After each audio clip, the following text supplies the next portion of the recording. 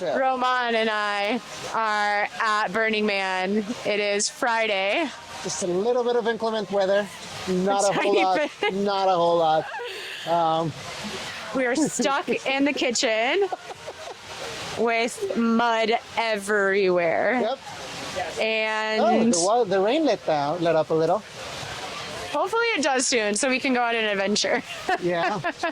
Yeah. The funniest part, or the one that I am, the person you should feel a little bit bad for, is all the weekend warriors. Because when Burning Man rains, all the roads get closed. No one goes in or out. The gate is currently closed until rain is done, and the playa dries out a little. So they're just stuck there. Everybody who is showing up tonight for partying Saturday, Friday, Saturday, Sunday is currently stuck in the gate. Oh my unable God. That sucks. Yeah, that's pretty bad. Yeah, so like, all things considered, we're okay. We're doing pretty good. Just imagine being stuck in your car. Yeah, that's even worse. Yeah, and you're in your car with all of your gear, which means that you have no space to like lean back or anything. Back. Oh my God. Yeah, that's pretty rough. Okay, so we should feel lucky. I'm saying. Okay, well, let's talk about what you're working on. Introduce yourself, first of all. Okay. Your name, where you're from, if you have like a business name or, anything like that. And then, my name is Roman. My actual name is Rodrigo. But when I first came to Burning Man, very often what would happen would be that people would ask me, "What's your name?" And I would say Rodrigo, which would then be followed by, "I'm sorry, what?" So for a brief moment, I considered naming myself "I'm sorry, what?" But Roman is my middle name. So I go by Roman now, and my playa name is Toybox. Toybox, that's right. That was actually given to me by my ex-wife. Because the first date that I took her on, I wanted to impress her really badly, and I had all of my juggling tools with me. And they were like, put away in the trunk of my car, and I was only bringing out one at a time. So after bringing out like the 7th or 8th tool, she just was like, "What the hell, are you, some kind of toy box?" And honestly, she's not wrong. You're like, yes, in fact, that is me. As a matter of fact, yeah. I do a lot of flow. Okay. I do a lot of juggling, clowning. I have a very short attention span, and when I see something that interests me, my first instinct is, how does that work? And what I have found is that from learning different tools or from picking up different things, the skills translate. You learn how to do one thing, and you learn something that in surface looks completely different. It's really not. It's all just a different mechanism. So you kind of figure out, like, what can I take from what I already know that I can then translate into something else. So, one of the things that I originally started was with music. Okay. I was a musician in high school. So I learned how to play basically all the brass instruments. Wow. Why brass? Because I was big and they needed a tuba player. Okay. They're like, you play. Basically, I was a big guy in high school, and my high school teacher was like, "We need a tuba player." I originally wanted to learn the clarinet or the flute. Yeah. But they're like, no, tuba. Yep. Okay, so you learned all the brass instruments. I learned all the brass instruments because they, like I was saying, the tuba is in the key of B, the trumpet's in the key of C, but the fingering is the same. So when you understand a scale with one instrument, you're able to play it in a different instrument, or you have the basic groundwork with which to play in that other instrument. So it's like a very easy translation. So that was what first gave me the knowledge that, like, learning one thing and transitioning to another is not necessarily that difficult if you understand what you're working with. Yeah. Yeah. Okay, so you told us a background about your name, but where are you from? I'm originally from Mexico. Okay, and what part of Mexico? Distrito Federal. Okay, and when did you leave? I came to the U.S. when I was a kid. Oh, okay. I was like 9 years old when I got Okay. there. Yeah. And where have you been living in the U.S.? Mostly LA. Okay. Like all over LA. And you're still there? Yeah. Oh, okay. Yeah. No, but it was actually kind of funny because when I was in elementary in Mexico, because I was so hyperactive, I got banned from all of the kindergartens around my house. I basically had a reputation where like the Travieso. oh yeah. Oh man, but it wasn't that I was a bad kid. I was just smart. Yeah, and like really wired. So they taught me something, and I was like, cool. I learned this. What do I do now? So my mom put me into elementary when I was 5. Wow. So when I got to the U.S., I was supposed to be in 6th grade. But the U.S. school system is terrible. Yeah. And they said, you can't be in 6th grade because you're too young. There's no way that you know this information. So they held me back into 4th grade. So I had to repeat 4th and 5th when I came back to the U.S. Oh my gosh. How frustrating was that? Oh, it was so boring. Yeah. It was so boring. Oh my gosh. Wow. Especially when you have a smart kid and you put him in something that is Like underneath of their learning level, like. yeah. And like it was just because of my age. Yeah. Like, they did not care about what I know. Weird. And, Wow. to show kind of what happened, when I made it into 6th grade in my junior high, my counselor had me in her office because some sort of discipline, something or other, because, You're bored. So when I got into the office, my counselor was like, why are you in these classes? So they gave me the gifted exam, and I went from ESL student to gifted classes. Oh my gosh. Insane. How much of a difference did that make? Oh, so much. Wow. My grades suffered, but because I was actually challenged. Yeah. So, that's how it should be. That's how people should be taught. Mm-hmm. They should be taught to their abilities, not because if you give something easy, they're not going to learn. Yeah. They want to apply themselves because it's like, why? Well, they're going to learn how to make it easy. for Easy. them. And I learned a lot of bad habits just from like, oh, this is so easy. I can wait until the last second and go from there. Oh my God, all of a sudden there's an arm reaching from the abyss. Who is Hello. this? Hello. Hi. Is that Muppet? Hi. Oh! Amazing. That's my partner. Oh, hi. Hey, honey bun. Through the other way, we're doing a quick interview right now, though. And you're like, wait, what? Yes, the other way, but we're doing an interview right now. Yes. So just come over and hang out, and I'll come with you in a sec.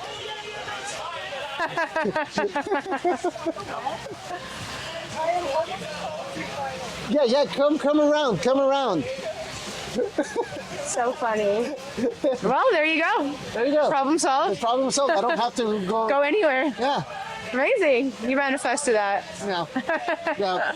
Okay, so let's talk about, you started off as a musician in high school, and then how did you get into like circus stuff and clowning or whatever, and like fire spinning and all of that is traced back to a person that did me incredibly dirty. So the person that I my first person that I was in love with, fucked me up in some ways that are not just a little bit bad. Yeah. Like, it was the first person that I loved. Long story short, and we'll just get to the coda, was that she basically left me the week after I lost my virginity to her to get married to her ex. Oh my God. What? That is wild. So It's a lot at once. yeah, so this was like the week after I'd lost my job. So I lost my job, and then we had planned that I was gonna lose my virginity to her, and then that happened at my birthday. What? Yeah. Happened right around my birthday, and then the week later, she disappeared afterwards. And like a week later, I finally get a hold of her, and I'm like, I'm coming over, we need to talk. And she was just like, don't bother, I'm getting married to my ex. So what that ended up doing was basically like I was very shy. I Yeah. was very naive, and this was like the first person that I thought that I was in love with. Yeah. That absolutely wrecked my shit. Yeah. So, it put me into what I like to call like a maybe 5, 6 year depression that I don't really remember a whole lot out of. Yeah. But one of the things about how my brain works is that when I find myself in a rut, I will put myself in the most uncomfortable situation I know Ah. because I will use the momentum of getting myself out of that awkward situation to make changes. Like, Okay. I know that it's difficult for me to get the motivation to make the change, but if I'm already making the change because of something else, You're I like, let's use go. that. Yeah. No. One day I was driving by a theater that had the Rocky Horror Picture Show showing, Oh, okay. and I was like, there is nothing about me that it makes sense why I would go to the Rocky Horror Picture Show.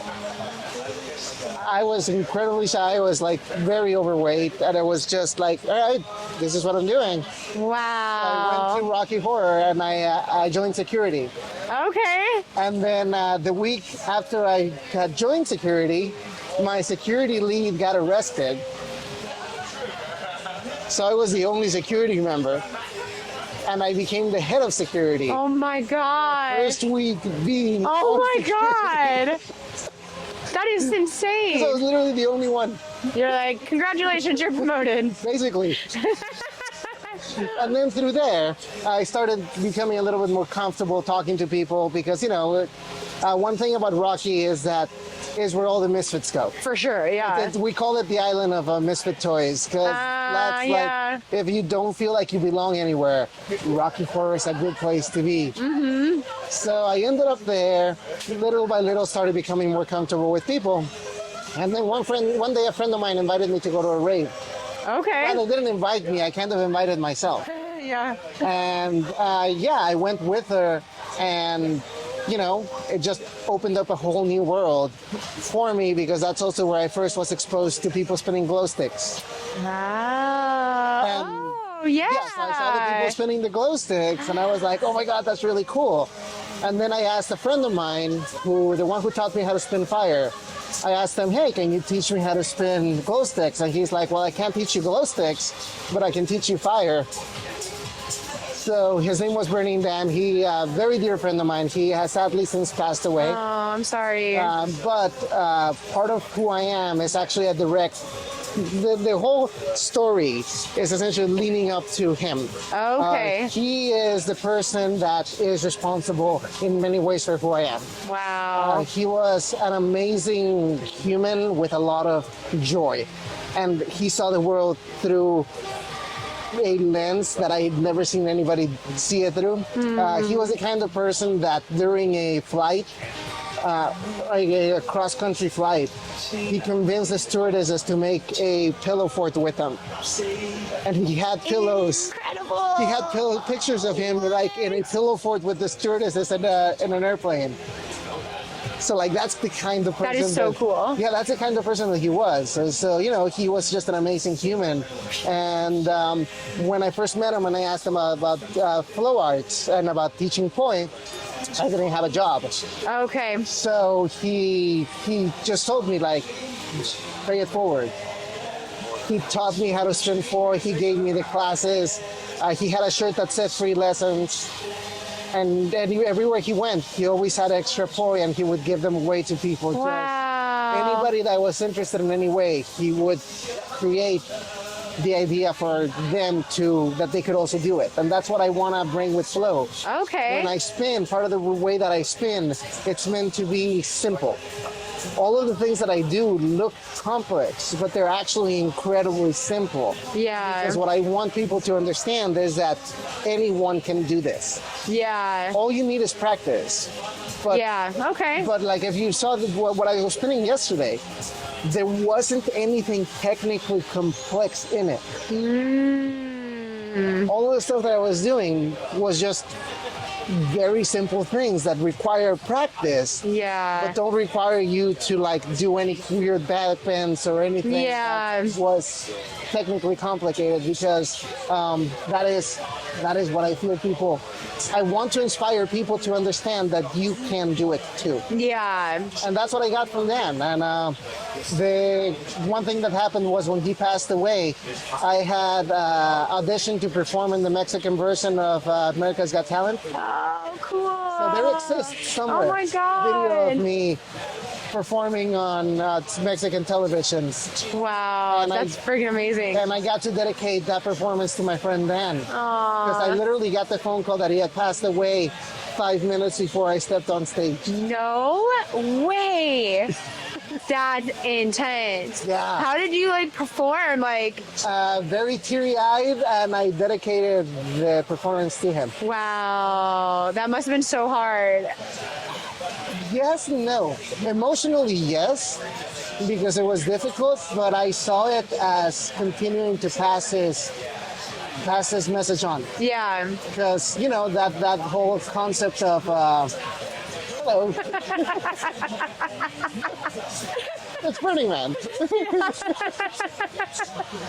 Thank you, but dear Jeannie. that whole concept of free lessons. Okay. And it's part of the reason why when people ask me if I can teach them anything, I have my rate. I have my professional rate because I've been spinning at this point for 14 years. Wow. Okay. But I always tell people, if money is an object, I'd rather teach you than not. Yeah. That's amazing. Yeah. So like, you know, that's kind of been the journey, and it's been 14 years. I started with poi.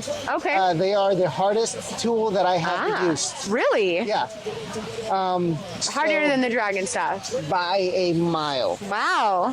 There's actually a reason that I think for that. Okay. Everybody's brain is wired for specific tools. Okay. So whenever someone asks me if they want to learn a tool, what I tell them is, here are all my tools. I want you to use all of them for 5 minutes. And I'm not going to teach you anything. I'm just going to watch you use these tools for 5 minutes. And then after those 5 minutes, I'm going to ask you which one of these felt more natural. And one of them is going to feel right. Ah.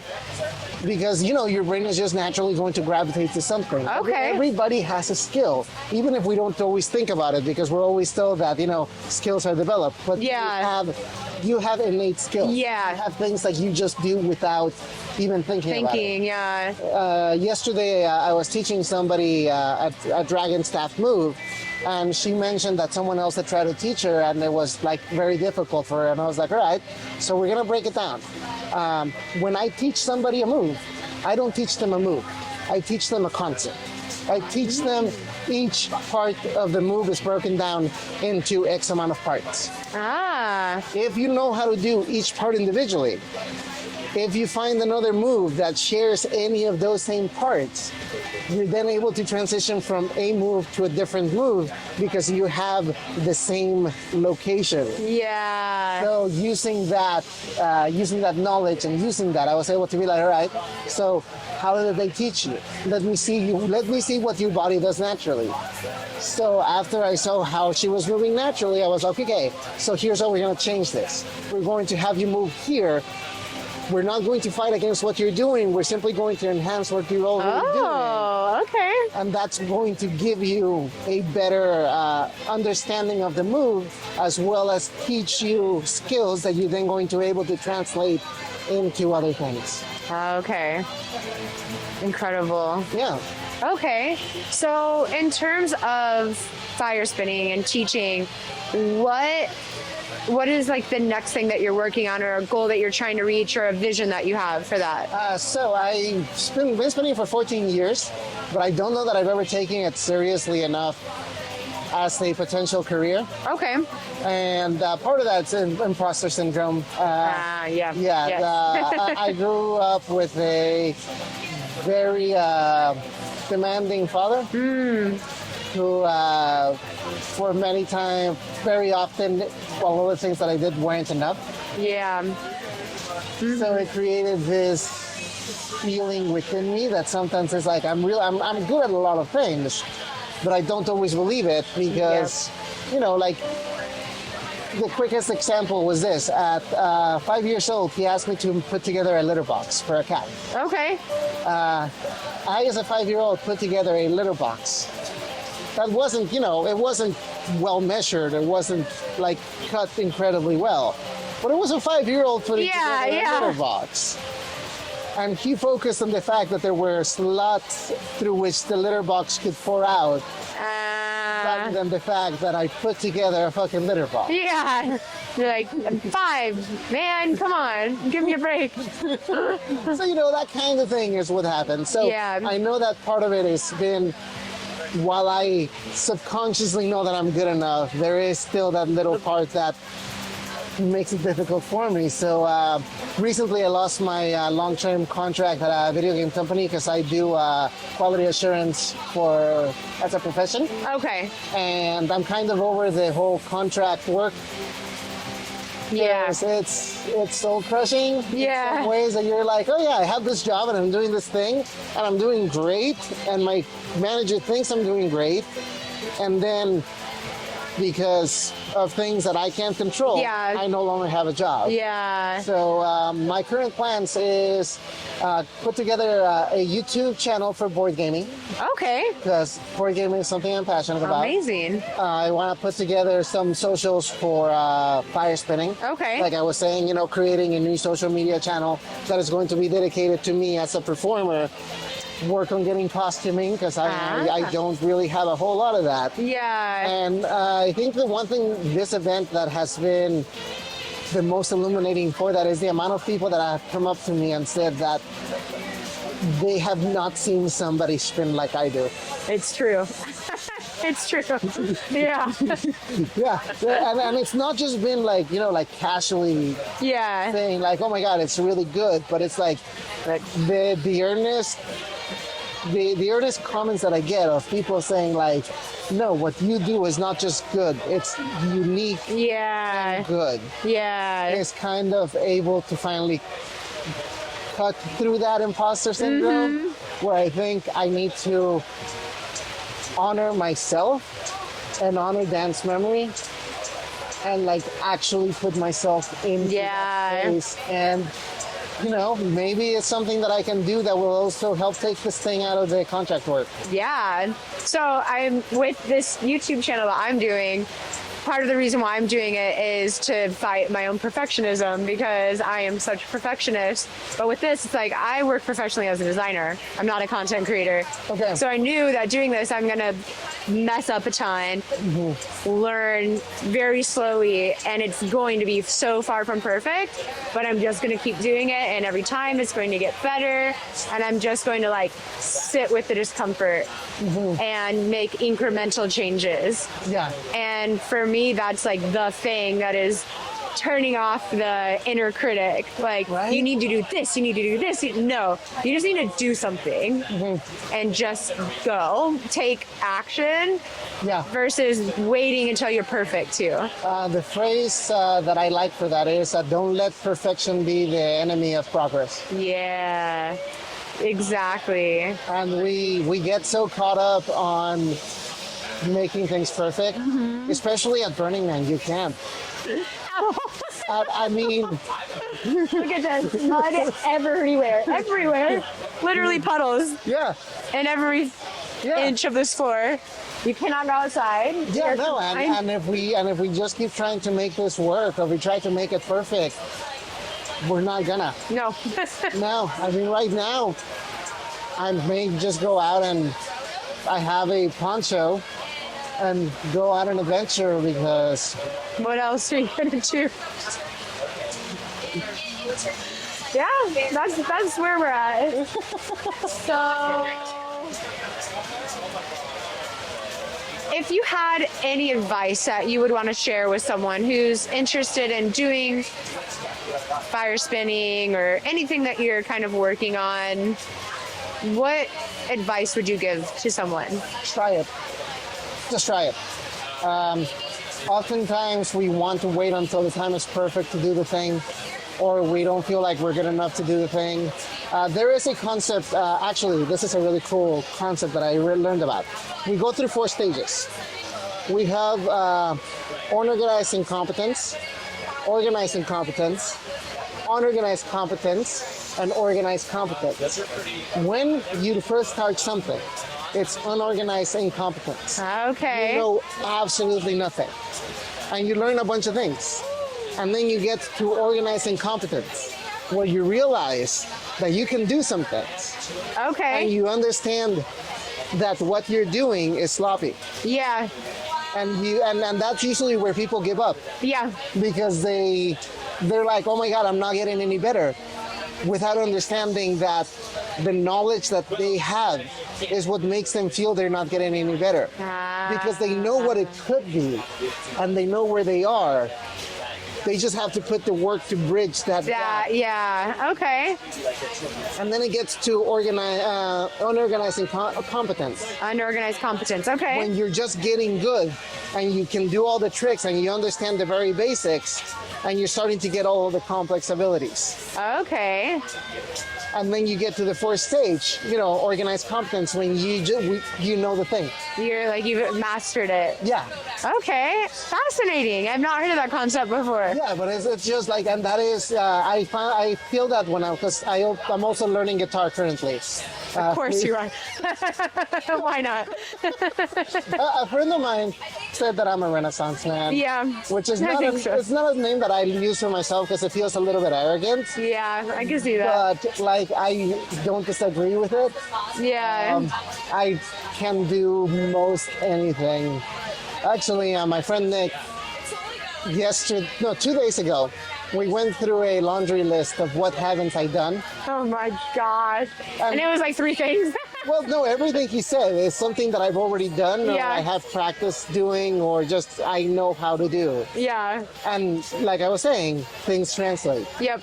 That's true. But with the guitar playing, when I first started about 2 months ago, I could understand how to do the chords, but I couldn't do the chords because my Okay. fingers did not have the dexterity for it. Yeah, definitely. And then I had the dexterity for the chords, but I couldn't keep it going for longer.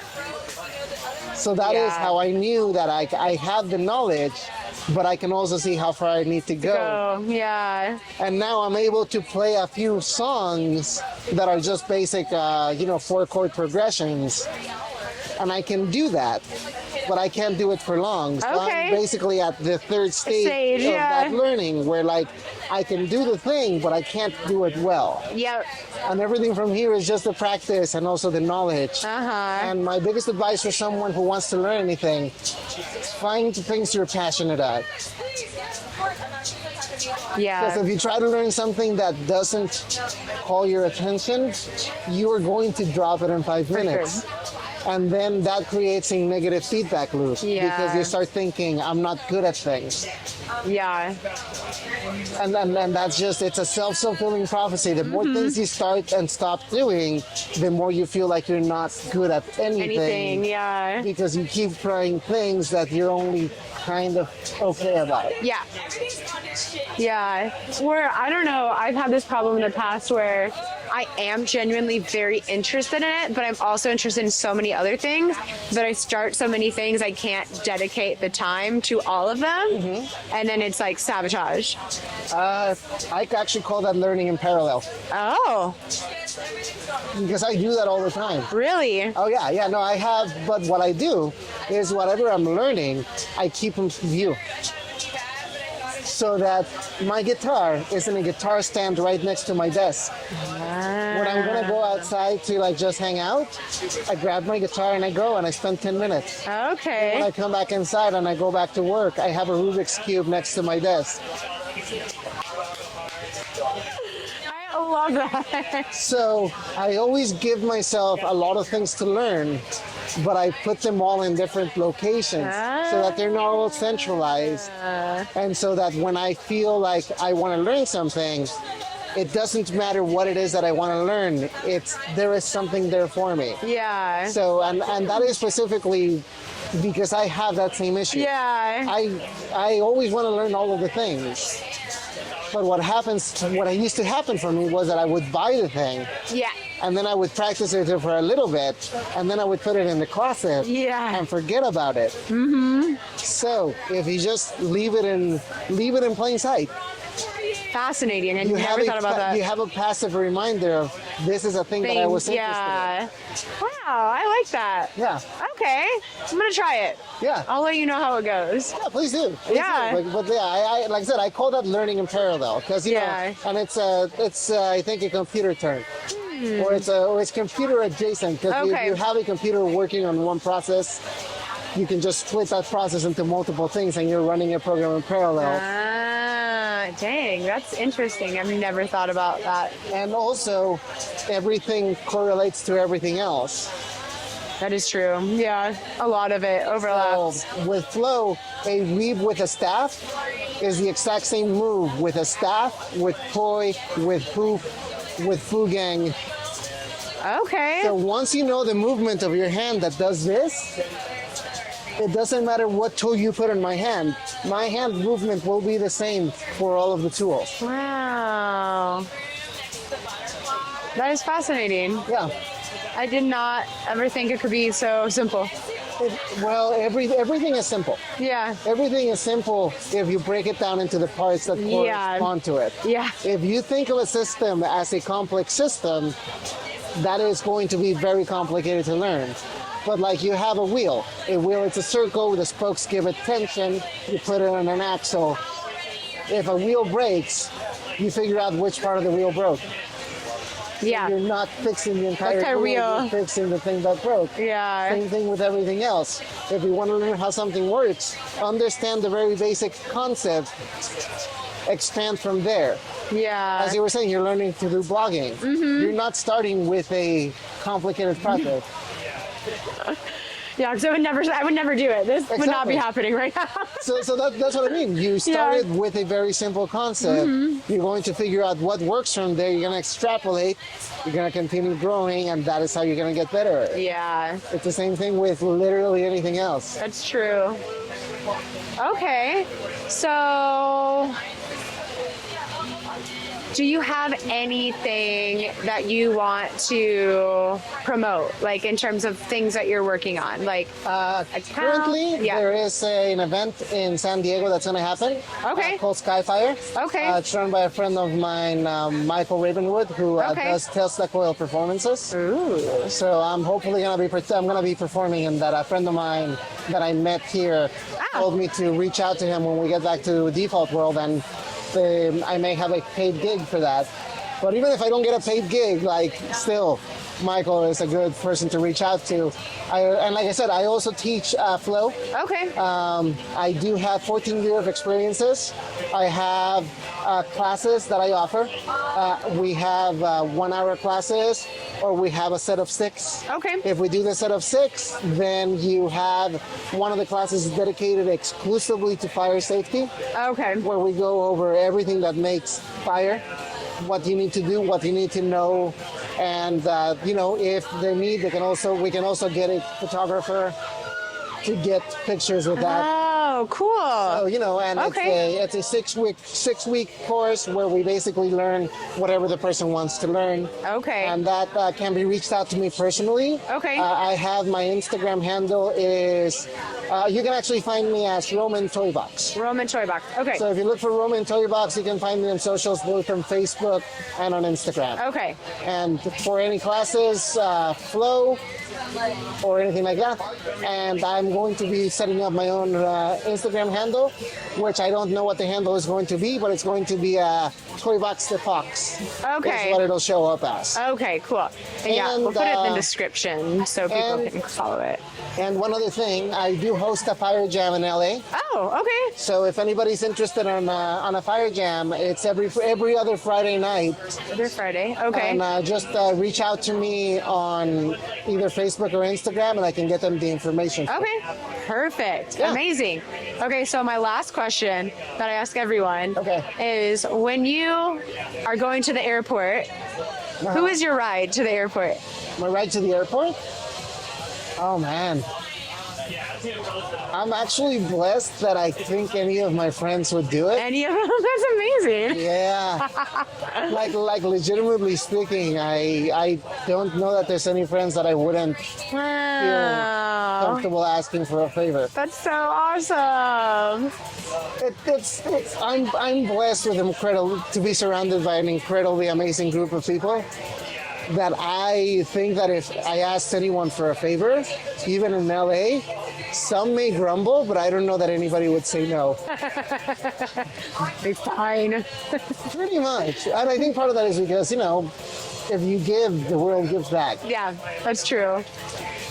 Cool. Okay, well, that is it. Thank you for joining me. And if there's anything else you want to say, please do it now. Well, you remember my card that I gave you? Yeah. You're pretty fucking awesome. Keep that shit up. Woo!